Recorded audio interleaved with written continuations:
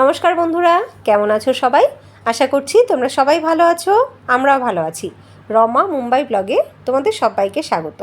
চলে আসলাম আর একটা নতুন ভিডিও নিয়ে। দেখো, স্নান করে উঠেছি সবে, এখন এসেছি জামাকাপড় মেলতে। বাইরেটা দেখেছো কেমন একটা অন্ধকার টাইপের হয়ে রয়েছে? এই রকমই হচ্ছে জানো তো, মানে যখন মেঘ থাকছে তখন অন্ধকার, আবার মেঘটা সরে গিয়ে ঠিক ফুরফুরে রোদ উঠে যাচ্ছে। বৃষ্টি হচ্ছে না, তবে হ্যাঁ, কালকে একটু বৃষ্টি হয়েছে জানো। কালকে রাত্রে একটু বৃষ্টি হয়েছে, বেশি সময়ের জন্য হয়নি, ওই 1-1.5 ঘন্টার জন্যই হয়েছিল। তারপরে আবার পরিষ্কার হয়ে গেছে। তো তারপর থেকে দেখো এখনও পর্যন্ত কোনো বৃষ্টি নেই, রাস্তাঘাট একদম শুকনো। আজকে ফুলগুলোকে ধুয়ে দিয়েছি। মুম্বাইয়ে বৃষ্টি একবার শুরু হলে আর থামবে না। এখনও বৃষ্টির পুরো সেই সময় আসেনি জানো তো। এখন এই ছুটকো ছাটকা একটু একটু হচ্ছে মাঝে সাঝে কখনো সখনো, কিন্তু এই জুন মাসের মাঝামাঝি থেকে মোটামুটি জুন মাস পড়ে গেলেই বৃষ্টি চলে আসবে মুম্বাইতে, একদম পাকাপাকিভাবে 4 মাস থাকবে সেই বৃষ্টি। তো বৃষ্টি একবার চলে আসলে আর এই বাড়তি কোনো কিছুই ধুলে সেসব শুকাবে না। ওই কারণে এগুলোকে আজকে সব কটাকে নিলাম। একটু ধুলো পড়ে গেছিলো দেখলাম, তো যে কারণে সব কটাকে একসাথে নিয়েছি, ধুয়ে দিয়েছি। প্রতিদিনকার যে কাজগুলো, সেই কাজগুলো সেরে ওঠার পরে আর বাড়তি কাজের জন্য না এনার্জি থাকে না। এত বিচ্ছিরি গরম, এই গরমে কোনো কিছু করতেই ইচ্ছে করে না। তারপরেও তো ঘরের কাজ না করলে নয়, করতে হবেই। আর আমার এমনিতেই কোনো হেল্পিং হ্যান্ড নেই যে একটু হেল্প হবে, তো নিজেকেই সবটা করতে হয়। যে কারণে বাড়তি কাজের দিকে এখন নজর খুব একটা দেই না।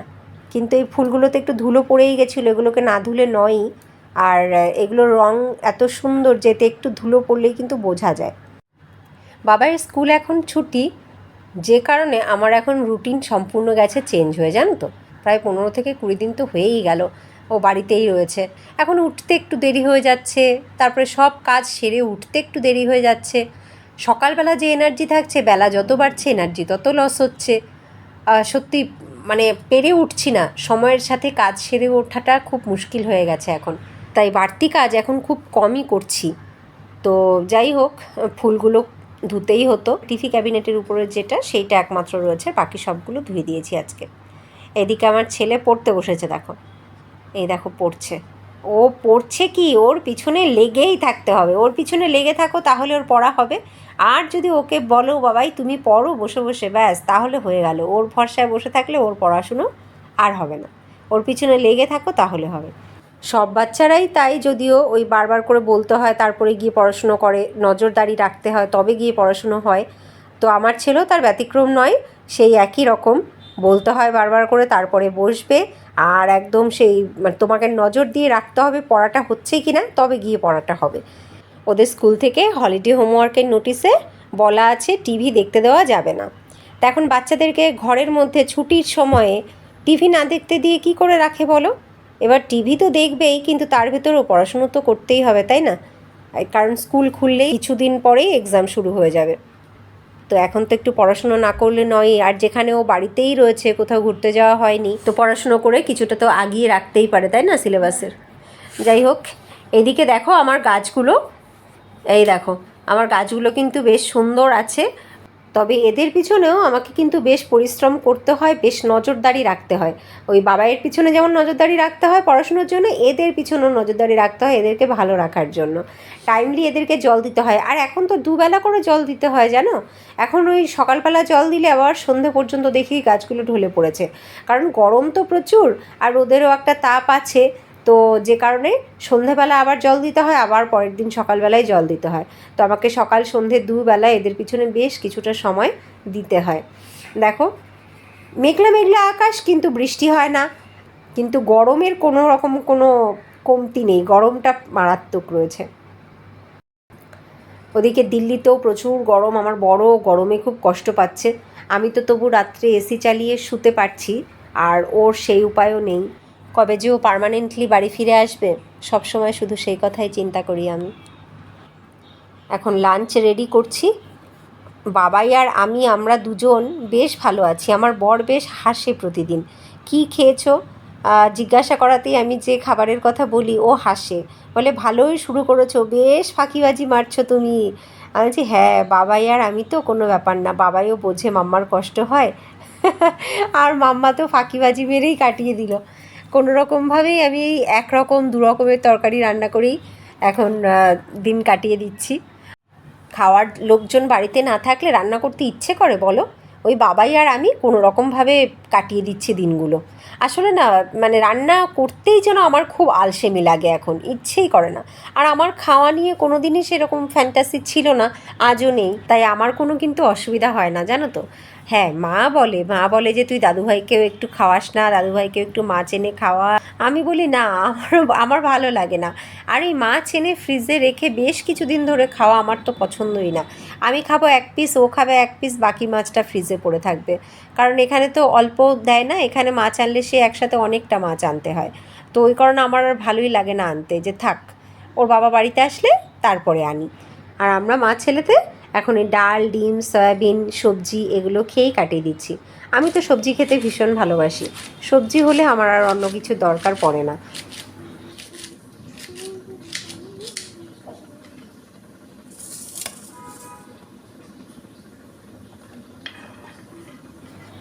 এখন এই যে কেটে নিলাম পেঁয়াজ, টমেটো, ভেন্ডি এগুলো কেটেছি। আজকে একটু মশলা ভেন্ডি করব, আর তার সাথে আজকে করব একটুখানি ডিমের ঝোল। তো এই ডিম আলু একসাথে সিদ্ধ বসিয়েছিলাম, ডিম আলু কিন্তু সিদ্ধ হয়ে গেছে। আমি এবার ডিমগুলোকে আগে তুলে নেব। ডিমগুলো একটু আগে সিদ্ধ হয় আলুর থেকেও, তো ডিমটা আগে তুলে নিয়ে তারপরে ডিমটা ছোলা হয়ে গেলে আলুগুলোকে তুলে নেব। আলুগুলো ততক্ষণও আর একটু ফুটতে থাকুক। ডিম কটাকে ছুলে নিয়ে আলু তুলে নিয়েছি, আলুও ছোলা হয়ে গেছে, মশলাও রেডি করে নিয়েছি। এবার রান্না শুরু করছি। আজকে ডিমটা একটু পাতলা করেই রান্না করব, একদম কষা করব না, কারণ শুকনো আইটেম তো একটা থাকছে ভেন্ডি ভাজা, তাই ডিমটা ভাবছি একটু ঝোলঝোল করেই রান্না করব। তো একটুখানি সর্ষের তেল গরম করে তার ভেতরে গোটা গরম মশলা, একটা শুকনো লঙ্কা, তেজপাতা আর একটু গোটা জিরে দিয়ে দিলাম। এবার এই মশলাগুলো একটু ভালো করে ভাজা ভাজা হয়ে গেলে আমি দিয়ে দিয়েছি পেঁয়াজ কুচি আর তার সাথে টমেটো কুচি। এবার এগুলোকে একটু লাল লাল করে ভেজে নিতে হবে। সামান্য একটুখানি লবণ ছড়িয়ে ঢাকা দিয়ে রেখে দিলে টমেটো খুব তাড়াতাড়ি নরম হয়ে যাবে, তো আমি একটুখানি লবণ ছড়িয়ে দিলাম। এইবার আমি ঢেকে রেখে দেবো কিছুক্ষণ, টমেটোগুলো তাড়াতাড়ি নরম হয়ে যাওয়ার জন্য।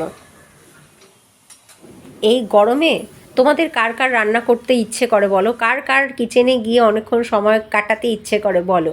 আমার তো ইচ্ছে করে না, আমার তো একটুও ভালো লাগে না যে আমি কিচেনে আসি, রান্না করি। আমার কিচেনে ফ্যান থাকা সত্ত্বেও সে ফ্যানটা চালাতে পারি না। যখন চালাই তখন গ্যাস অন থাকে না, আর যখন গ্যাস অন থাকে তখন ফ্যান চালানো যায় না, আর গ্যাস অন যখন থাকে ব্যাস তখন তো ওই গ্যাসের সামনে দাঁড়িয়ে গরমে আমিই সিদ্ধ হয়ে যাই। আর রান্না কি সিদ্ধ করব?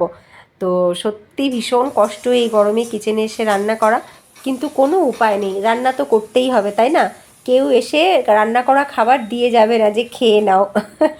নিজেকেই রান্না করতে হবে, খেতে হবে, খাওয়াতেও হবে।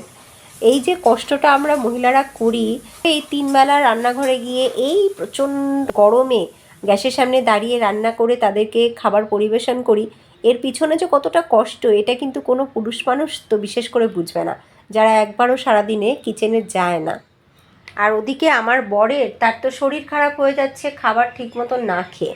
মানে কি হচ্ছে ওদের তো মেসে কি গরম, কি শীত, কি বর্ষা, সব সময় একই রকম খাবার দিচ্ছে। প্রতিদিন কোনো না কোনো একবেলা হয় সকালে নয় রাত্রে লুচি থাকছে, চুপচুপে তেলে ভাজা পরোটা থাকছে। মানে কোনো ঠিক ঠিকানা নেই। এই গরমেও যে এই ধরনের খাবার না দেওয়া ভালো, এই গরমে হালকা পাতলা যত পারবে খাবার দেওয়া ভালো, সেটা কিন্তু করছে না। ওই একই রকমের খাবার সারা বছর ধরেই ওদেরকে সার্ভ করছে। কোনো একবেলাতে থাকবেই লুচি বা পরোটা। দিল্লিতেও তো প্রচণ্ড গরম না? আমাদের কলকাতাতে যেরকম গরম, মুম্বাইতে যেরকম গরম, তার থেকেও দিল্লিতেও প্রচুর বেশি গরম থাকে। তো সেই গরমের মধ্যে ওই রকম খাবার দিচ্ছে, ওর গ্যাস ফর্ম হয়ে যাচ্ছে ভীষণ, মানে শরীর খারাপ হয়ে যাচ্ছে ওর। আমি তো বলছি বাইরে থেকে টক দই কিনে খাও, একটু ছাঁচ করে খাও, একটু গান্না জুস খাও, ডাবের জল খাও, আমি তো বলেই দিচ্ছি। এবার তারও তো অফিসের ফাঁকে কখন কোথায় গিয়ে কি খাবে বলো? খুবই খারাপ লাগছে ওর জন্য, কিন্তু কি করব, কিছু তো করানো নেই তাই না? আমরা তো ঘরে বেশ ভালোই আছি, রাত্রে এসিতে ঘুমোচ্ছি, আর ও সারাদিন গরমে কষ্টও পাচ্ছে, আবার ওই রাত্রে কুলার চালিয়ে শুচ্ছে, কিন্তু তারপরও ওই খাওয়া দাওয়া সবেতেই একটা অসুবিধা। এখন কবে যে ভগবান ওকে এখানে নিয়ে আসবে পার্মানেন্টলি, সেই অপেক্ষাতেই আছি। আমার ঘরের প্রতিটা কর্নার, প্রতিটা জিনিস, আমরা সবাই ওর অপেক্ষায় আছি। 1 বছর 2 মাস হয়ে গেল বাবাইকে নিয়ে একা কাটিয়ে দিলাম ভগবানের ভরসায়। এখন ভগবানই ভরসা, আমার বিশ্বাস ভগবান ওকে খুব তাড়াতাড়ি এখানে নিয়ে আসবে। দেখো আমার ছেলের কাণ্ড, যেই বলেছি রান্না আমার হয়ে গেছে অমনি তাড়াতাড়ি এসে টিভিটা অন করেছে। এই দেখো ওর হাসিটা দেখতে পাচ্ছ? ওকে শুধু বলেছি বাবাই রান্না হয়ে গেছে, টেবিল চেয়ার পাত, ওকে আর কে পায়? বই খাতা বন্ধ করে দৌড়ে এসে আগে টিভিটাকে অন করেছে, টেবিল চেয়ার পরে পাতবো, আগে টিভিটাকে অন। এইবার বসে পড়লাম আমরা খেতে। এই যে মশলা ভেন্ডি আর তার সাথে ডিমের ঝোল, এই হচ্ছে আজকে আমাদের লাঞ্চ। এবার আমরা খাওয়া শুরু করব। আমার ছেলেকে দেখো, এ খাবে না শুধু টিভি দেখবে। দেখো খাওয়ার সময় যে টিভি দেখা উচিত নয় এটা আমি ওকে বুঝিয়ে বুঝিয়ে আর পারছি না। ও যতক্ষণ পড়বে তো পড়বেই, কিন্তু যখন ও খেতে আসে তখন মনে করে খাওয়ার সাথে টিভিটা দেখা যাক, তাহলে টিভিটা একটু বেশি সময় দেখা যাবে আর কি। ভেন্ডিটা খুব ভালো হয়েছে জানো তো, এই মশলা ভেন্ডিটা বেশ ভালোই লাগে। এটা রুটি পরোটা দিয়ে খেতেও বেশ ভালো লাগে, আবার গরম ভাতেও কিন্তু বেশ ভালো লাগে খেতে। আর বাবাই ভেন্ডি খেতে খুব ভালোবাসে, তো ওর জন্য আমাকে ভেন্ডিটা করতেই হয়। মানে ভেন্ডি যতদিন বাজারে পাওয়া যায় ভেন্ডি আমার ঘরে থাকেই এই কারণে। ও খুব ভালোবাসে ভেন্ডিটা খেতে।